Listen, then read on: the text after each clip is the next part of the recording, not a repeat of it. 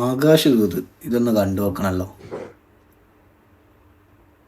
ഇനി കൗൺസിലിംഗിന് പോയിട്ടൊന്നും ഒരു കാര്യമില്ല, നമുക്ക് മ്യൂച്വലായിട്ട് തന്നെ ഫയൽ ചെയ്യാം. എനിക്കും അതിനെ പറയാനല്ലേ, ഇങ്ങനെ പരസ്പരം കുറ്റപ്പെടുത്തി എത്ര കാലം മുന്നോട്ട് പോവാം, നമുക്ക് പിരിയാം. പപ്പ അമ്മ ഞാൻ പറയുന്ന കേക്ക്, നിങ്ങൾ പിരിയല്ല.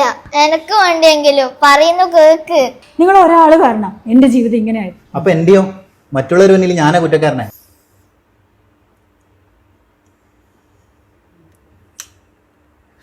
ഹലോ, എന്താ പറ്റി?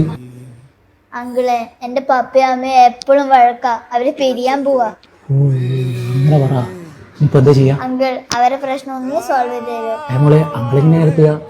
അങ്കിള് പറഞ്ഞാൽ അവർ കേൾക്കൂ? അങ്കിള് വിചാരിച്ചാ പറ്റും. എന്നെ ഒന്ന് പ്ലീസ് ഹെൽപ്പ് ചെയ്യും. എനിക്ക് അങ്കിൾ, എനിക്ക് ഭയങ്കര ആഗ്രഹമാണ് എനക്കൊരു അന്യനെ വേണം. നോക്ക് ഇത്ര കോൺഫിഡൻസ് ആണെങ്കിൽ അങ്കിളൊന്ന് ട്രൈ ആക്കി നോക്കല്ലേ, ചിലപ്പോൾ നടന്നാലോ. ബ്രോന് എന്നെ പരിചയമുണ്ടാ? നമ്മൾ കോർട്ടിൽ വെച്ച് കണ്ടിട്ടുണ്ട്. നിങ്ങൾ കേസുമായിട്ട് ബന്ധപ്പെട്ട് കൗൺസിലിങ്ങിന് വന്നിട്ടില്ലേ?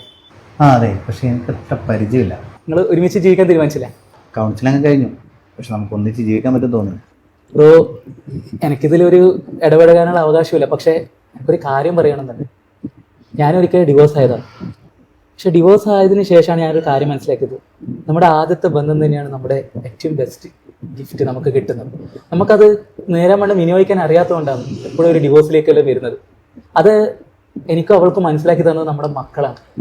എൻ്റെ മൂത്തത് ഒരു പെണ്ണായിരുന്നു. അവൾക്ക് എപ്പോഴും ആഗ്രഹമായിരുന്നു അവൾക്ക് ഒരു കുഞ്ഞനിയനാണ്. പക്ഷെ അതിനു മുമ്പ് നമ്മുടെ പ്രശ്നങ്ങൾ, അതിനുശേഷം നമ്മൾ പിരിഞ്ഞു.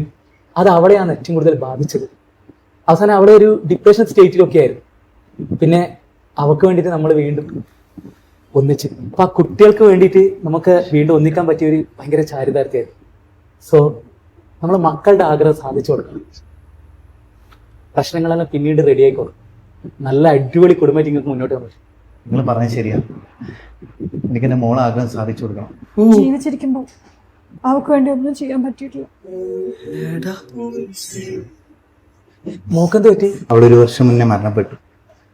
നമ്മളെല്ലാവരും കൂടി കാറിൽ പോകുമ്പോൾ നമ്മളെ വഴക്കിനിടെ കാറിന്റെ നിയന്ത്രണം നഷ്ടപ്പെട്ടു. ശരിയായ എന്റെ പൊന്നു, ഒരു രക്ഷയില്ല കേട്ടോ. അടിപൊളി.